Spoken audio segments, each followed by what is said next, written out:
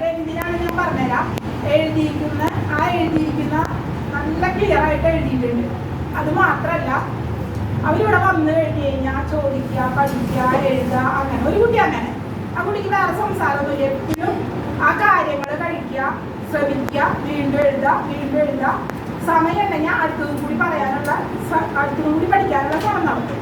ഒരു കുട്ടി എന്ന് പറഞ്ഞത് കുറേ നാളായി ടീച്ചറെടുത്ത് വന്നത് അക്ഷരങ്ങളും ചിഹ്നങ്ങളും ഒക്കെ മറന്നു പോവാ.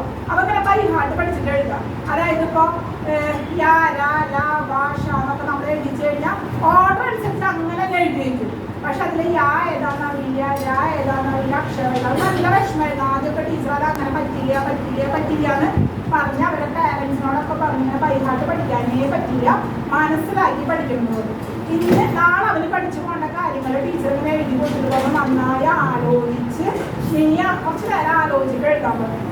അവൻ എഴുതിയതും എല്ലാം ശരിയാണ്. അത് മാത്രമല്ല, അത് ടീച്ചർ എഴുതി കൊടുത്തപ്പോൾ അവൻ്റെ ബുദ്ധി അനുസരിച്ച് ഏറ്റവും നല്ല രീതിയിൽ ഞാൻ ടീച്ചർ പറഞ്ഞു കൊടുത്തില്ല, നീ ഇങ്ങനെ എഴുതണം എന്നൊന്നും പറഞ്ഞു കൊടുത്തില്ല, അങ്ങനെയൊന്നും പറഞ്ഞു കൊടുത്തില്ല.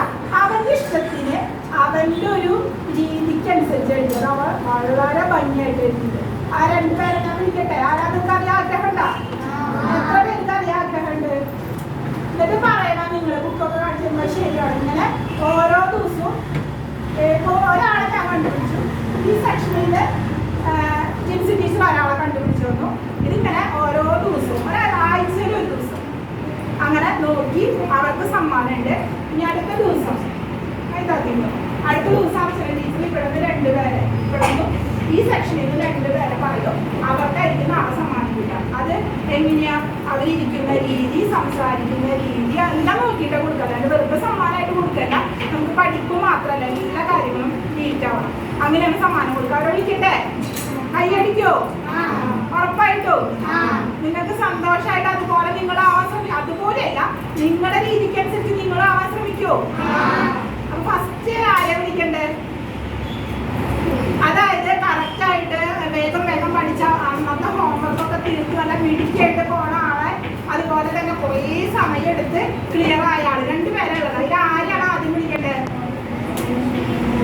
മിടുക്കിയായിട്ട് പഠിക്കുന്ന ആള്. നക്ഷത്ര.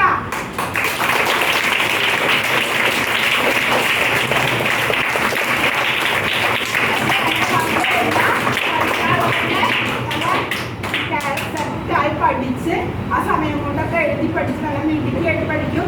LKG മുതൽ വരുന്ന കുട്ടികൾ നന്നായിട്ട് എഴുതാനും വായിക്കാനും ഹാൻഡ് റൈറ്റിംഗ് ഒക്കെ ഭംഗിയെഴുതാം.